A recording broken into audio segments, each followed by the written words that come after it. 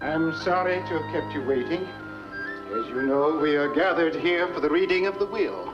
The last will and testament of the late Francis Xavier Mahoney, who passed away at the age of 87 years, leaving an estate of over $500,000. I'm sure you're all aware of that fact. Did he say $500,000? Did you hear what Michael, please. Excuse me. Excuse me a moment while I see if I have everything in order. Joe, what was that lady back there? That's Abby Fairchild. She was Uncle Frank's housekeeper for centuries. If this was a murder mystery, she'd be one of the suspects. Michael, shh. Joe, who was the elderly gentleman supposed to be? Oh, that's Ben Garvey. For 35 years, he was Uncle Frank's chauffeur, butler, gardener, general handyman. You don't suppose maybe he, with Michael, Uncle Frank died of natural causes. I'm sorry. Now, if I may have your attention, please, we will proceed with the business at hand. I, Francis Xavier Mahoney, being of sound mind and in full possession of my senses, do hereby constitute this my last will and testament. As of this date, the net asset value of my real and personal property comes to the sum of a bird bath and an Abyssinian banana. Bird bath. Oh. I'm sorry, there are some pages stuck together. I'll have to do a little rearranging. Excuse me. I wish he'd hurry up. You know, Nell, Uncle Frank and I never got along. Ever since I told him that green china cat of his was just a piece of junk, he wouldn't speak to me. How was I to know it was his favorite art object? There, I think that does it. Now I'll take up where I left off. As of this date, the net asset value of my real and personal property comes to the sum of excuse me, I need a glass of water. Shall I pour it for you, sir? Oh, thank you. Oh. Excuse me. Top fell in. I'll get it right.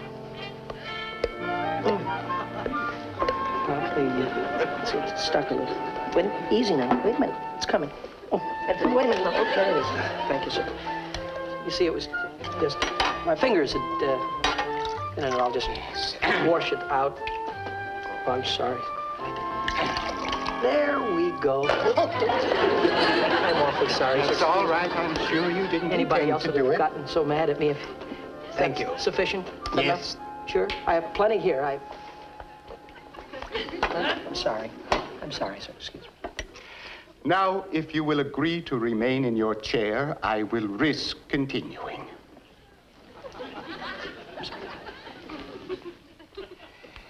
The net asset value of my real and personal property comes to the sum of $530,280.95.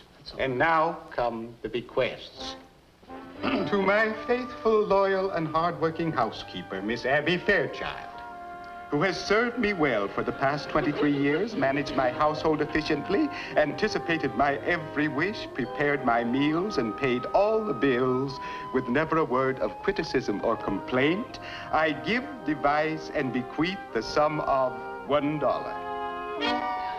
Don't frown, Abby. I happen to know that you have held out from the household budget enough money to take care of you very comfortably for the rest of your life. And to my loyal chauffeur, gardener, and jack of all trades, Ben Garvey, who has been like a right arm to me for the past 30 years, I leave the sum of $1. Hey, that must make it pretty bad. Ben, I happen to know that you are secretly married to Abby, so you won't starve either. Which brings me to my closest living relative, Joseph Patrick Mulligan, whose taste in art is certainly in need of improvement, I leave something I hope he will learn to appreciate, my green china cat. Is that all? Mike. Period. As for the remaining $530,000 odd, I have only one relative left, Michael Mulligan. But I am not going to leave it to him. Not exactly. I am naming Michael Mulligan guardian of my adopted child, to whom I bequeath my entire fortune. Guardian, Pop, what does he mean? I had already decided to leave my worldly wealth to my adopted daughter, Susie, age 17 months, before I changed my will. I am thankful I was allowed to live long enough to accomplish this. Look, I'm sorry, I don't think I could be the guardian. You see, I'm not even married. I hereby designate Michael Mulligan as legal guardian of Susie Mahoney and her fortune until she shall reach the age of 21 or marry. Oh, but really, Mr. Lowe, Michael can't think of assuming the responsibility of caring for a baby. Of course not. He's too young. It's entirely out of his line. What was Uncle Francis thinking of to do a thing like this? Oh, just some more revenge because I criticized his green china cat. Mr. Lowe, we can't assume the responsibility. You'll just have to work something else out. It's entirely out of the question. We don't have enough room in our house. Coochie, coochie, coochie. Coochie.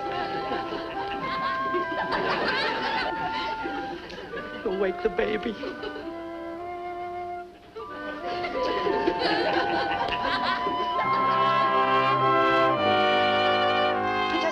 Forgotten anything. Baby Susie arrives tomorrow afternoon. Ouch, darn screwdriver. Joe, watch it. After all, this is a baby's room.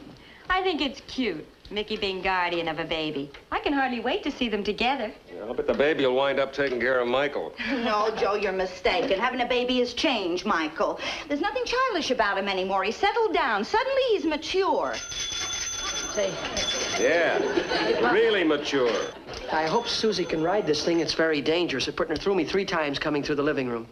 Well, Dad, how do you like the way we decorated your daughter's room? It's very nice, Pat, very nice, but don't you think we ought to have those fluorescent clouds on the ceiling that light up when the room is dark? Not at $2.78 a cloud, we don't. Oh. And this here, don't you think it's a little flimsy, Pop? And stop calling me Pop. From now on, you're Pop. Oh, yeah. Well, it's just that I didn't want her to break out of this, that's all. Oh, there'll be no danger of that. We'll have a 24-hour guard posted.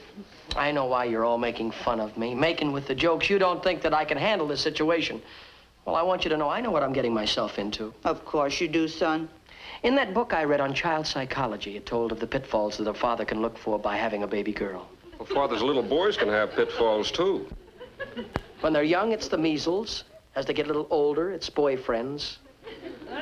It isn't easy, but it's worth every minute of the pain. That's why I wanted to give up my room and sleep on the couch. You're lucky. For a month after you were born, I had to sleep in the bathtub. I can see I'm not going to get any sympathy here. Pat, shall we go in the kitchen and check the formula? Right away, Pop. If I didn't see it with my own eyes, I'd never believe it. How long do you think he's going to neglect that hopped-up jalopy of his for the baby? Oh, I think it's sweet, Joe. Oh, Joe. What's the matter, Nell? I just realized something. What? I'm a grandmother. Oh, poor Nell.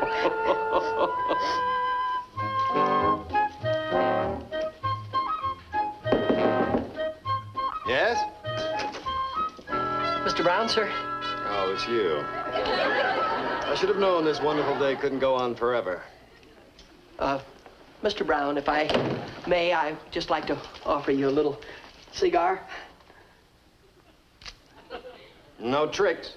Oh, I assure you, it's no trick cigar, sir. You see, I've just become a father. Oh. Father? Yes, sir. In fact, the baby just arrived about 19 minutes ago. Well, congratulations. Thank you very much. Boy or girl? Girl, 17 months old. 17 months old. And it just arrived? Yes, sir, by air. No, hold it, hold it. Evidently, you and I are talking about two different subjects. Let's start over again, huh? I was under the impression you told me you were a father. That's correct, sir. It is? Yes, 17-month-old girl. Now, let's not start that again. Mulligan. Yes. If what you tell me is true, that classifies you as a cad. But, Mr. Brown, You've been married all this time, and yet you've led Pat to believe you were a single man. That's contemptible. No, Mr. Brown, sir. Pat, will you come in, please? I have some very shocking news for you. You have something mixed up, Mr. Brown. Yes, Mr. Brown? Pat, I want to expose Mulligan here for the bounder he really is. Bounder? That sounds worse than a cad. Pat, did you know that he was the father of a baby girl? 17 months old, sir. Don't confuse the issue. Oh, then Mickey's told you about little Susan. Isn't it wonderful? Wonderful. I must say you have a queer sense of values. Well, I don't see anything queer about them. Why, I look forward to helping Mickey take care of the baby. How does his wife feel about that? Oh, Mr. Brown, you misunderstand. Mickey isn't married. No, he's not married. No, he's been appointed legal guardian of little Susan. That's right, just guardian, sir. You neglected to fill me in on that little detail. That makes quite a difference. Well, Mr. Brown, Mickey, I've been has trying... the baby arrived yet? What does it look like? Well, she's arriving now. Mom and Pop are at the airport meeting her. I haven't seen her yet. I'll see her when I get off work tonight. Oh, I want to go. Oh, Mickey, isn't it thrilling? Certainly is. Why don't you two run along? You'll be no good around here anyway. Oh, thank you. May we, Mr. Brown? Go ahead, run along. Oh, wait just a moment, Mr. Brown, please, sir. Thank you. I'm running a little short. This is for Mr. Gordon in transcriptions.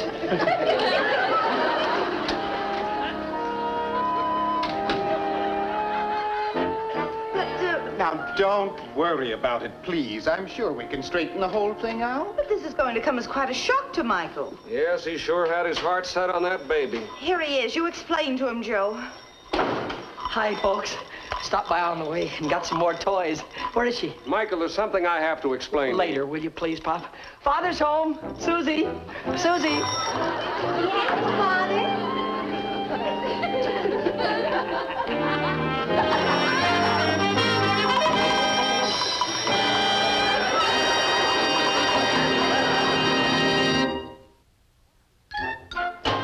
$500,000. Yes. Mick, you hit a bonanza. Freddie, it isn't mine. I'm only her guardian until she gets married. Well, why don't you marry her? What about Pat? Oh, yeah, I forgot about Pat. You should say you did. You better give it some thought, though, you know? Please, Freddie. You know, I can't get over the shock yet, walking in expecting to find a baby Susie and seeing a big, tall Susie. What made everybody think she was a baby? Mr. Lowe, the lawyer, he read the will wrong. He said it was my fault because I spilled water on the paper and blotted out one of the commas. Here, I've got a copy of the will. This is how he read it. I had already decided to leave all my worldly wealth to my adopted daughter, comma, Susie, comma, age 17 months, comma, before I changed my will. Now, this is how he was supposed to have read it. I had already decided to leave all my worldly wealth to my adopted daughter, Susie, age 17, comma, months, before I changed my will. Boing, period. See how I did that? You sure gotta watch those commas. Certainly do. Oh, excuse me, I was looking for Napper. Oh, Susan. Susan, I'd like you to meet my best friend, Freddie Devlin. This is my ward, Susie. Hi. Shake hands with him, darling. Gee, Mick, you didn't tell me she was this cute. Yes, she is a lovely girl. You're cute, too. I think you look like $1 million. $500,000, anyway. Well, I didn't mind, Freddie. Tell me, Susie, have you got any boyfriends?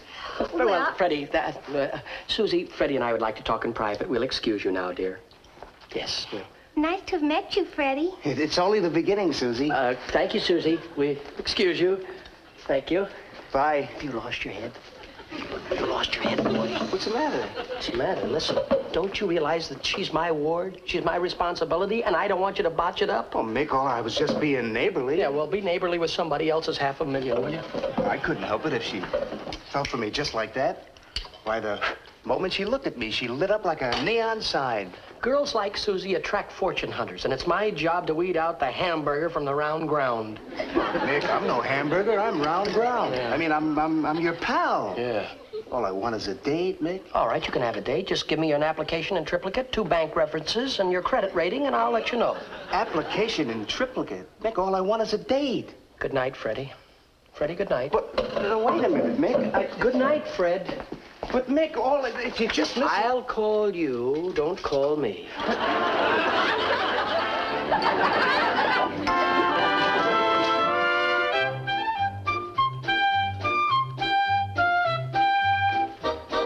I don't know about the rest of you people, but I'm ready for bed. Me too. That should do it. And don't stay up too late, you two. I'll be right in myself.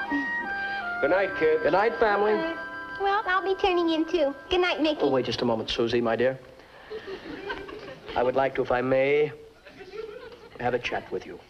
Well, it must be serious. You're using your guardian voice. Susie, you are reaching an age where you're going to meet a certain type of young man. A type like, Freddie. Oh, I think he's cute. Freddie cute? That's just a trap. Do you know that he spends an hour trying to comb his hair to make it look like it's not combed? I can't believe it. That's right. Well, Freddie seems so sophisticated. Sophisticated, Freddie? Oh, child, sophisticated, huh? You do have a lot to learn. Now, don't let his appearance fool you. He might look like a 22-year-old man, but he's actually much older. He's 24 and a half. I like mature men. Tell me, child, do you know any young men your own age? Well, there's Harold. Harold? He's 21. That's nice. Harold and I were going to be married last month. But before we could get permission, Uncle Francis died. It's too bad. Then later on, Harold and I had a spat, and I was sent out here. I guess it's all over between Harold and me. Don't you fret. It was probably all for the best. He might have been a fortune hunter for all we know. Harold is worth $2 million. That's typical of those rich fellows. They're always fortune hunters. Gee, you know a lot about life. Yes, I've learned through experiences. Bitter, unforgettable experiences. And now that you've come to the city, I want to warn you about the wolves. Wolves? I want to show you how to handle them. Let's just take the piano stool here and pretend like it's a bus bench here, you see, and this will be a street lamp, and you will be seated on the bench waiting for your bus. Okay, I'm waiting for the bus. That's right, and I'll be a stranger. I'll pretend like it, and I'll try and make a date with you. All right. Good. Here we go.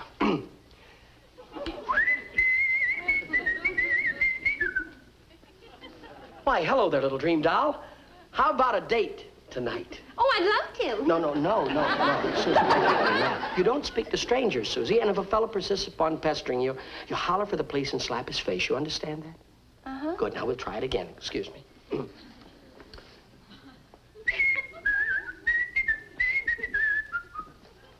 Why, hello there, little dream doll. How about a date tonight?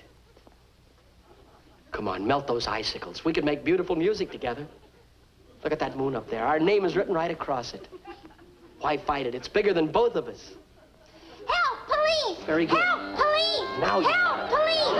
Help, police! Take it easy. Help, police! Help, Susie, police! Susie, Help, Susie, police! wait a minute. Don't get Help, carried away. police! Don't.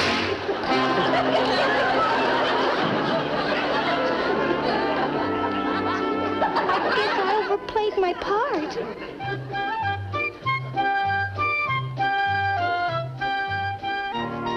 Nick, I've been looking all over for you. I gotta get something off my mind. Yeah, I want to talk to you about some Susie troubles I've got, too. Well, that's what Don't talk here. Let's keep moving so it looks like we're busy. I want to talk to you, Mick, about Susie. I don't like the way you said that, Freddie. I don't like the way you said that at all. Wait a minute. Look, I don't want to talk to you as my pal, Mick. I want to talk to you as Susie's guardian. As Susie's guardian? Yeah. Very well. What's on your mind, son? Well, sir, I would like to ask you for Susie's hand in marriage. Susie's hand? Which one? The one with the money in it? No, that's the wrong one. I'm not interested in Susie's hand. I don't want to marry her for her money. Oh, really? I'm interested in her because I want to take care of her. I want to protect her. Yeah. She needs somebody to take care of all that money. You cad. Now, wait a minute. You're not only a cad, you're a bounder, Freddie. Mick, I'm your buddy. Look, as my buddy, I like you, Freddie. But as my son-in-law, I couldn't like you. Well, what do you mean? Well, every Father's Day, you're going to have to buy me a tie, right? Right. And you have miserable taste, Fred. No, never in a million years could I let you marry Susie. Besides, you're not going to be around for a million years. Why? Her boyfriend just got in town. His name is Harold Banks. He's from Boston. He's one of the Boston banks. Uh-oh.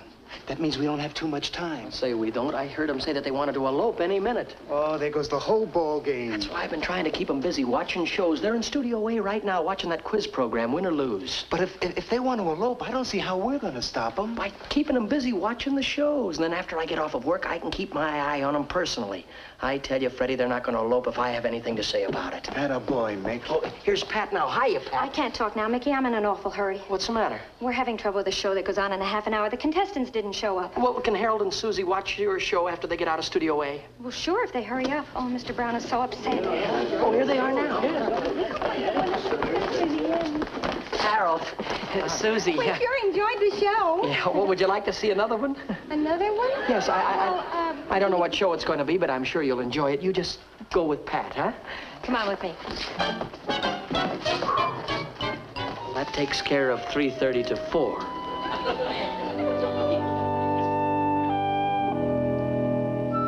Hey, Dewey.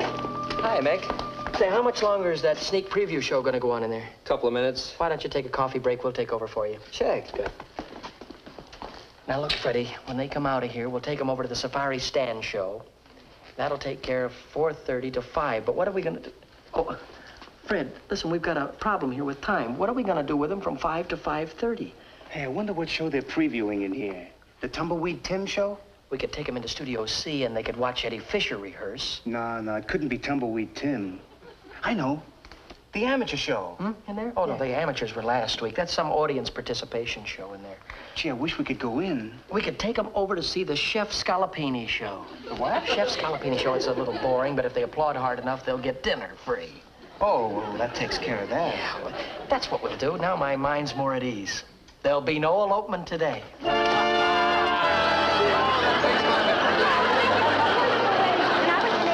They saved the day. What a lucky break for us they had a marriage license. Well, what show was that in there? Here comes the bride.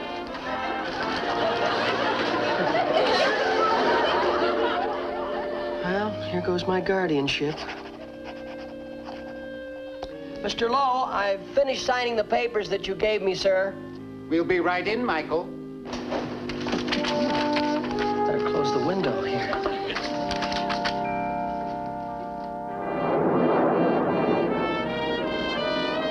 Hi there. I've got an important message for you. I guess that takes care of all the signing. I know it seems like a lot of red tape, but it's necessary in order to put title to your assets in your married name, Susie. What's the matter, Nell?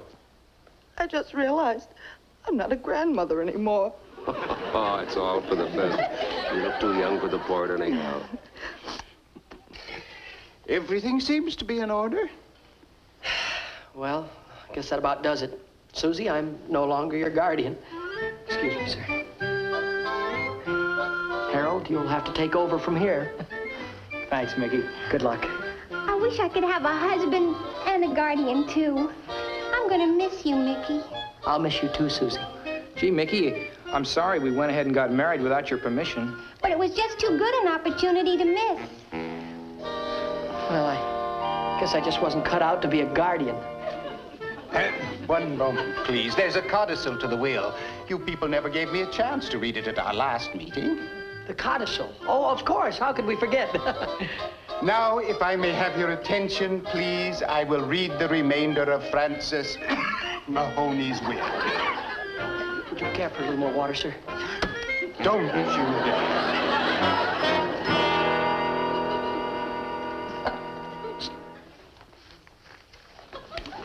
Knowing that the day will come when Michael Mulligan's ward, Susie, will marry and leave him, I wish to provide for a companion to comfort him in his loneliness. I therefore bequeath him to have and to hold, now and in perpetuity, my pet boa constrictor.